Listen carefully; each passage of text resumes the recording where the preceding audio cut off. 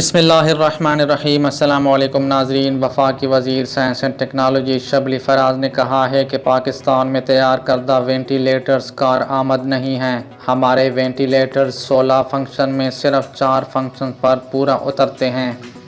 शबली फराज ने कहा कि NRTC और प्राइवेट फर्म वेंटिलेटर्स बना रही हैं। कोरोना इमरजेंसी के लिए ऑक्सीजन और ज़रूरी स्टॉक भी मौजूद नहीं है। वफाकी वज़ीर शबली फराज ने कहा कि पाकिस्तान स्टील का प्लांट शायद इमरजेंसी में न चलाया जा सके।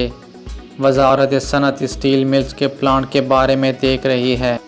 शबली फराज ने कहा कि मेरी वज़ीर सनअत पैदावार से बात हुई है। पाकिस्तान स्टील का प्लांट शायद इमरजेंसी में न चलाया जा सके क्योंकि लगता है कि पाकिस्तान स्टील का ऑक्सीजन प्लांट चलाने में मसला है।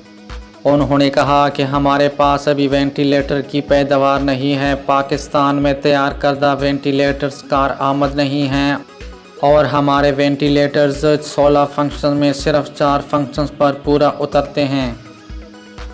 नाज़रीन, दूसरी जानिब साबिक़ वफाकी वज़ीर साइंस एंड टेक्नोलॉजी ने दावा किया था गुज़िश्ता 1 साल से हमने बहुत कुछ सीख लिया है और अब वेंटिलेटर समेत सैनिटाइज़र, मास्क और दीगर अशिया पाकिस्तान में तैयार करके कोरोना का बेहतर तौर पर मुकाबला कर रहे हैं।